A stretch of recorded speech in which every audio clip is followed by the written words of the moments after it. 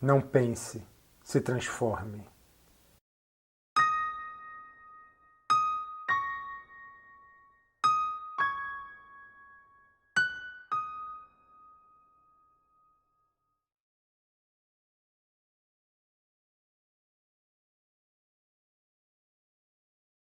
Então vamos entender um pouco mais do reflexo desse momento que a gente está vivendo com essa nova biologia. A proposta aqui, com essa leitura da nova biologia, como eu falei no primeiro vídeo, é tranquilizar os corações. É compreender acima de tudo a sabedoria do nosso corpo. E em situações que estamos em conflito ativo, temos que trazer para um processo de cura, um processo de resolução. Nesse período, para algumas pessoas não ficarem nervosas e assustadas, poderá acontecer algumas coisas. Anteriormente já falei sobre a gripe e a pneumonia como já sendo um processo de cura, porém vai muito da leitura de cada indivíduo.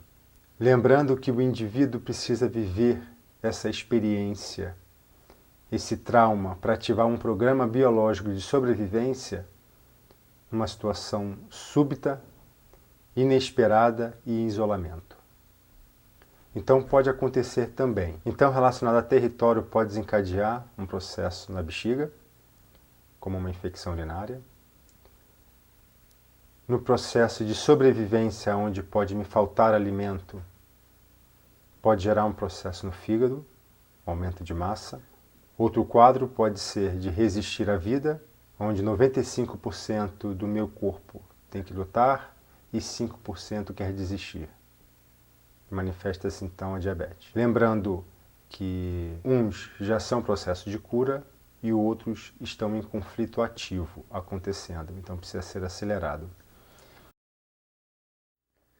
Para entendermos melhor, de forma simples e básica, o que é o conflito ativo e o que já é um processo de cura do nosso corpo, eu vou colocar esse gráfico das 5 leis biológicas que mostra o programa especial, biológico e sensato do nosso corpo. Tá? Onde a gente chamaria muitas vezes de um quadro de adoecimento, na verdade é um programa, uma sabedoria que o nosso corpo possui em preservar a nossa existência, a nossa vida. Lembrando que, mais uma vez, eu oriento que estudem, que pesquisem mais sobre isso. A proposta aqui é só fazer uma introdução simplificada para elucidar e acalmar as mentes e os corações. Recomendo profissionais que eu conheço hoje, que ensinam há um bom tempo esse conhecimento, que é a Rosane Maria dos Santos Schumann, Luiz Felipe Espinosa, Elaine Teixeira Paula e a Eleanor Luzes. Então, olhando para esse gráfico, a gente entende que essa primeira etapa, as taxas do corpo estão normalizadas, a vida cotidiana. Então, surge uma situação de forma inesperada, súbita, que é esse DHS. O indivíduo foi pego de surpresa.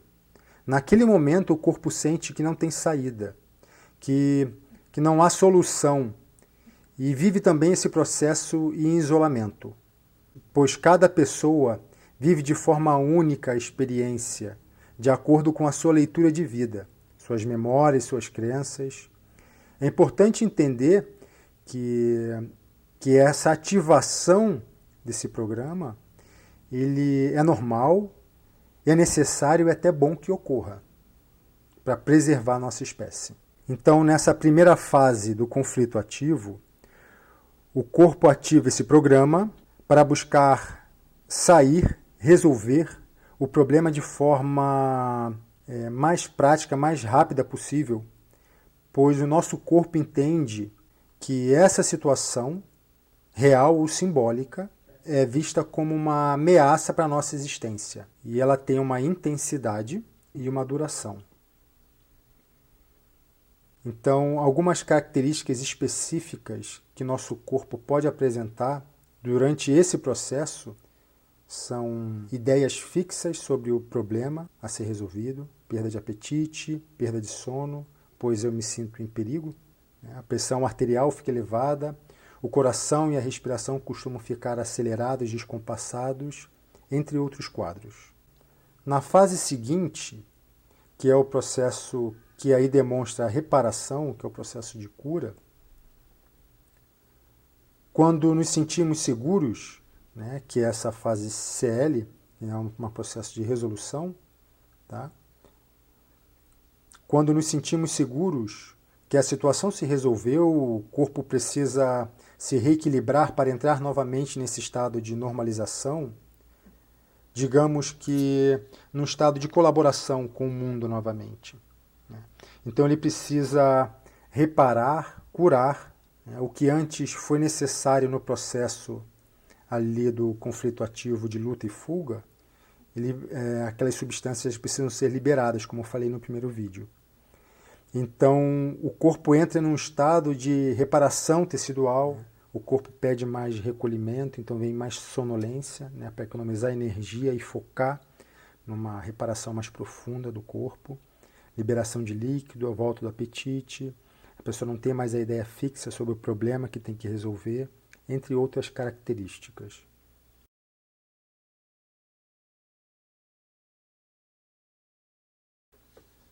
Então esse DHS é o momento do conflito, é onde ativa o Programa Especial Biológico e Sensato de Sobrevivência.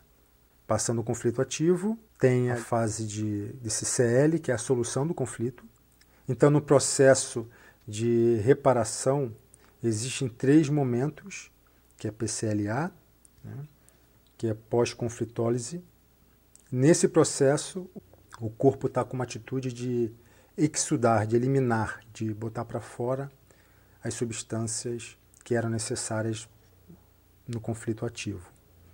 Depois da fase PCLA, tem um pico de cura, né, que é chamado como crise epileptoide ou epicrises. Depois entra numa terceira etapa, que é essa PCLB, tá, que é um processo de reparação mais profunda do corpo, para depois entrar num estado novamente normal, como no início do gráfico. Muitas pessoas perguntam, então, por que tantas pessoas estão morrendo nesse processo? Estão botando tudo na conta da pandemia? No meu ponto de vista, possivelmente sim. Inclusive foi falado, não há como fazer esses exames para todas as pessoas que vierem com quadro de suspeita. Lembra do vídeo anterior? O medo da morte? Então diversas pessoas entram nesse quadro. Provavelmente está sendo colocado como suspeitas, não por malícia, acredito, mas sim como um procedimento padrão de documentar, de registrar pessoas que vão lá com quadro de suspeita.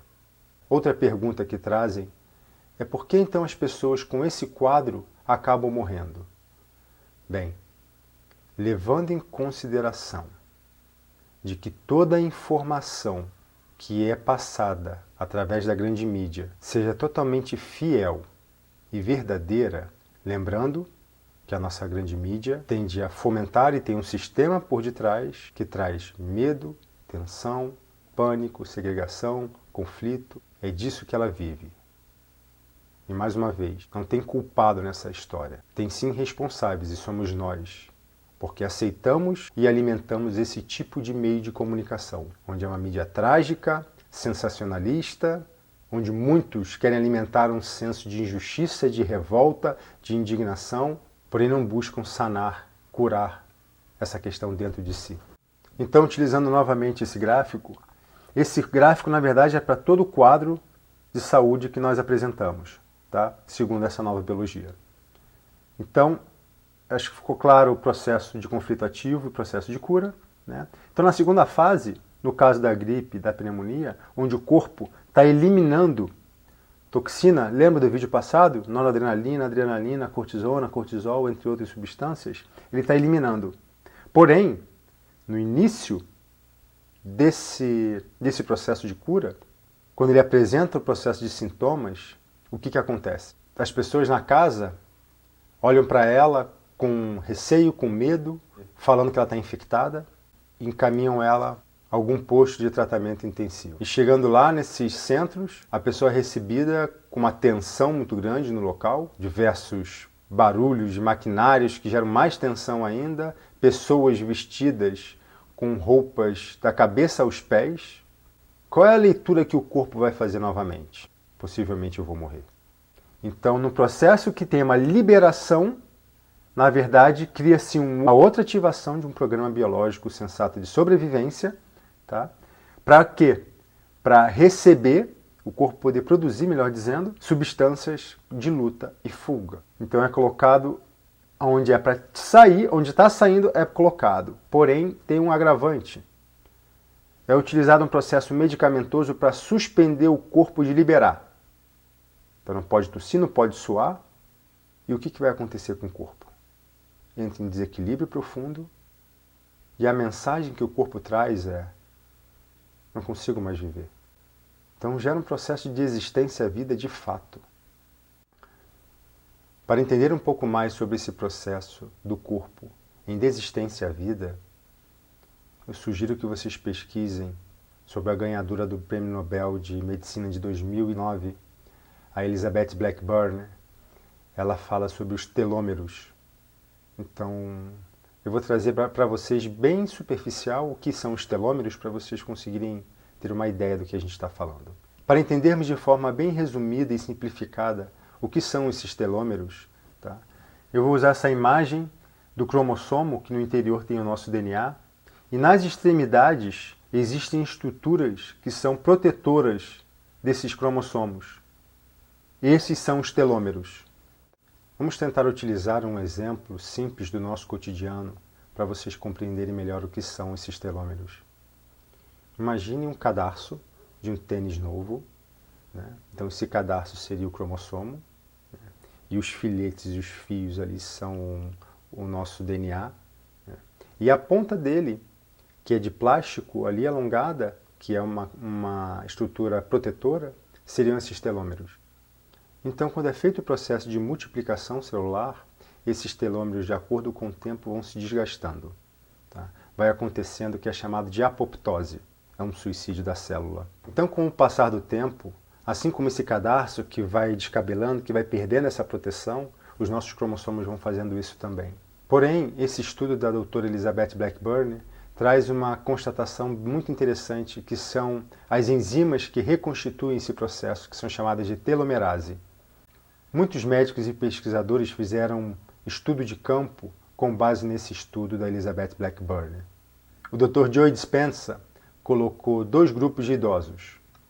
Um grupo num resort durante 20 dias, fizeram as suas taxas, os exames todos antes, tá? E um outro grupo que foi perguntado para eles qual era o momento mais feliz, a época mais feliz que eles tiveram na vida deles. E eles relataram que era os anos 50.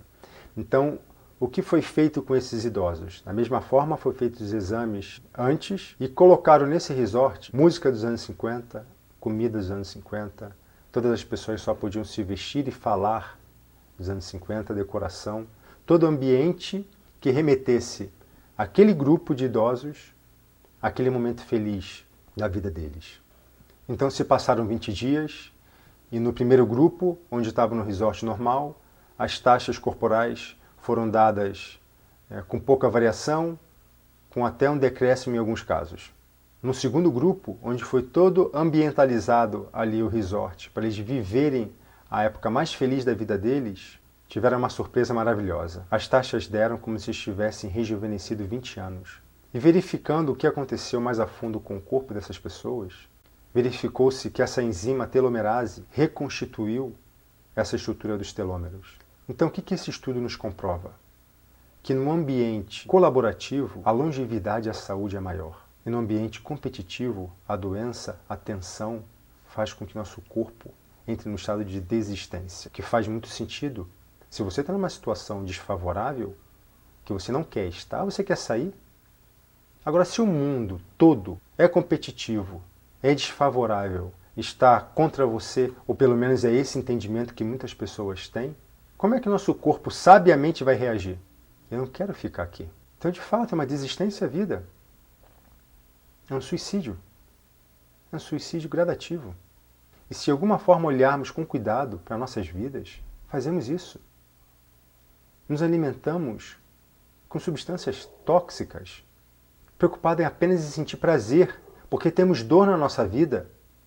Vocês conseguem entender a relação disso Com a nossa vida, estamos acostumados a sentir dor e não olhamos para essa dor e anestesiamos, mas o corpo continua num processo degenerativo. No início da nossa vida, esses telômeros são alongados. É a nossa relação de percepção diante do mundo, mesmo com os traumas, é uma relação de colaboração. Viemos ao mundo desprovido de qualquer espécie de julgamento diante dele, prontos para receber todo o amor do mundo. Porém, com as crenças e com os traumas, armazenamos ao longo da vida, o entendimento que temos de mundo acaba sendo competitivo e de sobrevivência. Procurem pesquisar mais sobre o Dr. Joe Dispenza, Greg Braden e Bruce Lipton.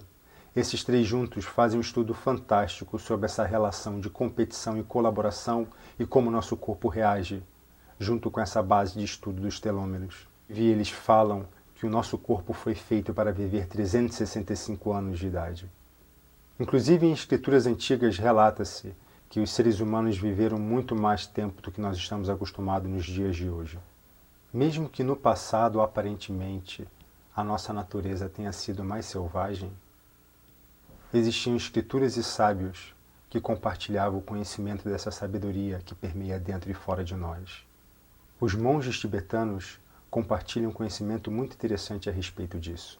Eles contam que se soubéssemos separar as experiências boas e não as tão boas, e ficássemos apenas com as experiências boas, talvez não precisássemos morrer. Faz muito sentido, pois se eu fico conectado com memórias traumáticas ou coisas ruins que aconteceram no meu passado, seja antigo ou seja recente, e você já deve ter vivido isso, num momento, numa situação que você reviveu uma questão, passa um tempo, se isso não foi resolvido, você ainda fica remoendo aquilo. Ou devia ter feito isso, poderia ter falado aquilo, o que vem muito senso de justiça, indignação, medo, revolta, raiva, enfim, qualquer elemento. E se você tiver um pouco de atenção, você vai perceber que o seu corpo começa a produzir substâncias que aceleram o coração, as mãos transpiram, a respiração descompassa. Então, a mente ela é muito simbólica.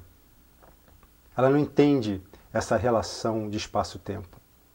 Quando a gente menos espera, a gente entra na situação e mentalmente a gente está, inclusive, socando a pessoa, caindo no chão com ela por conta desse desfecho que não foi resolvido. E o corpo está nesse processo de luta e fuga. Então acidifica nosso corpo. Então a relação que a gente tem de mundo é competitiva. Ao invés de a gente ressignificar e dissolver, existem técnicas hoje simples para resolver, para dissolver, para ressignificar todo esse processo de crenças limitantes e memórias traumáticas que fazem a gente estar sempre no padrão de sobrevivência e de competição e entrarmos num padrão de colaboração e viver a vida. Temos a dissolução das moléculas da emoção, uma técnica rápida e poderosa que me veio num momento desafiador na vida, onde inclusive pratico ela diariamente. Existe a respiração consciente, recomendo muito o do Instituto Bioflow, da francesa Fanny Van Laer.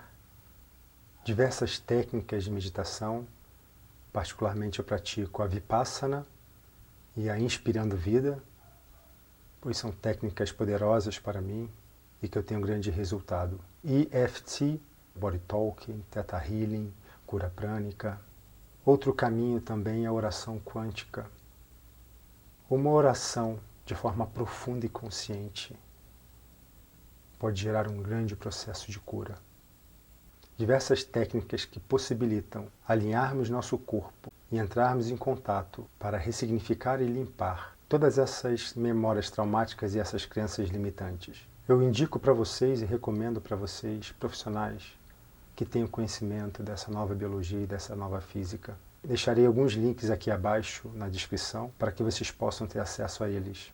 Os que me vêm na cabeça agora são os que estão envolvidos em tranquilizar a nossa sociedade.